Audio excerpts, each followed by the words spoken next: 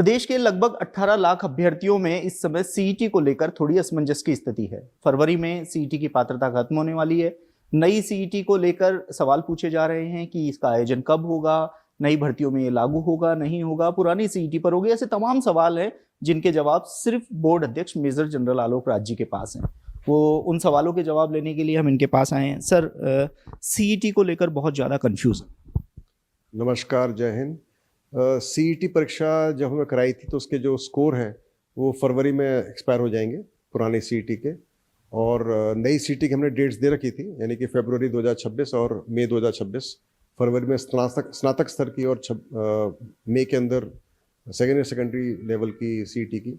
मगर चूँकि जब हमने सीईटी पिछली बार कराई थी तो उसमें बहुत ज़्यादा अभ्यर्थी पास हुए थे। उनकी संख्या लाखों में थी, लगभग 8 लाख के आसपास अभ्यर्थी पास हुए थे स्नातक स्तर पर, और 10 लाख के आसपास सीनियर सेकेंडरी लेवल पर।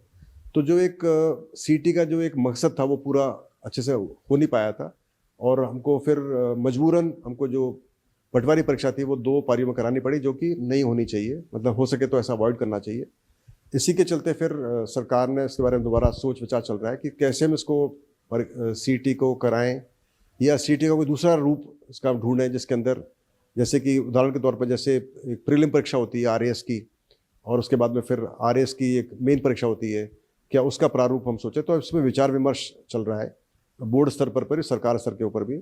और फिलहाल अभी चूंकि सीईटी की जो डेट थी फरवरी की, उसको हम दूसरी परीक्षाओं में यूज़ कर रहे हैं। वैसे तो फरवरी और मार्च में परीक्षाएं हम नहीं करा रहे हैं कोई भी, और जो मई की परीक्षा है उसका भी फिलहाल अभी वो उसको स्थगन का सोचा है हमने। तो इसके बारे में अभी और भी कोई फ्रेश इन्फॉर्मेशन आपको दे नहीं पाऊंगा मैं, जब तक कि मेरे पास कोई कॉन्क्रीट इन्फॉर्मेशन ना हो। और जैसे ही इसके ऊपर विचार विमर्श पूरा हो जाएगा और एक निर्णय हो जाएगा कि इसको सीईटी को कराना है तो कैसे कराना है, या सीईटी नहीं कराना है तो कैसे कंबाइन करके परीक्षाओं कराना है, तो प्रयास ये रहेगा जितना हो सके बार बार परीक्षा ना करानी पड़े, बहुत ज़्यादा बच्चों को बार बार परीक्षाओं में ना बैठना पड़े।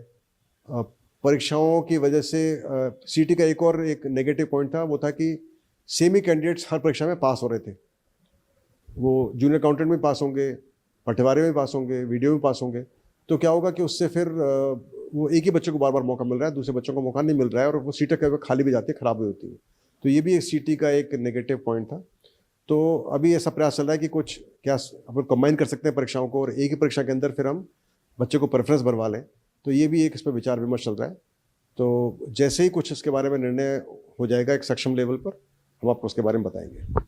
सबसे ज्यादा कंफ्यूजन एलडीसी भर्ती के अभ्यर्थियों में, जुलाई में आपने शायद डेट भी प्रस्तावित कर रखी है, हालांकि पदों को लेकर और विज्ञप्ति को लेकर अभी तक कोई नहीं है। वो ये जानना चाह रहे हैं कि अगर जुलाई में आप एलडीसी भर्ती कराते हैं तो क्या तब तक नई सीईटी हो जाएगी, और अगर नहीं होती है तो क्या पुरानी सीईटी के आधार पर?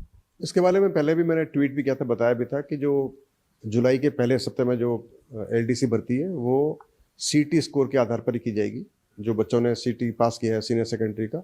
और हम प्रयास कर रहे हैं कि जितना जल्दी हो सके उसके फॉर्म भरवाएं, और चाहे जितनी भी वैकेंसी हो उस पर हम उसकी परीक्षा करवाएं। तो मतलब पुरानी सीईटी मान के चलो? बिल्कुल, पुरानी सीईटी के आधार पर की जाएगी। चाहे परीक्षा जुलाई में होगी, लेकिन उसके फॉर्म पहले भरवा लिए जाएंगे उनका सीईटी स्कोर एक्सपायर होने से पहले, और उसी आधार पर परीक्षा कराने का प्रयास है। सर, कुछ अभ्यर्थी ये मांग करते हैं कि सीईटी को ख़त्म क्यों ना कर दिया जाए। इसकी फाउंडेशन सरकार पर भी पैसे का भार रहता है, आप पर भी काफ़ी परीक्षाओं का दबाव रहता है, बच्चा क्वालिफाई करेगा तो वैसे ही कर जाएगा। सीईटी को ख़त्म करने की भी मांग लगातार नहीं, वही मैंने बताया कि जो सीईटी के जो मकसद है वो पूरे से अचीव नहीं हो पा रहे, तो क्या सीईटी का कोई नया रूप सोचा जाए, उस पर विचार विमर्श चल रहा है, जिससे कि सरकार का भी बार बार परीक्षा नहीं करानी पड़े, खर्चा भी ना हो, बच्चों को बार बार परीक्षा में ना बैठना पड़े, एक ही परीक्षा में बैठने के साथ ही वो 5-6 परीक्षाओं के लिए एलिजिबल हो जाए, और जहाँ पर भी उसने प्रेफरेंस भरा है उस हिसाब से उसका सिलेक्शन हो जाए।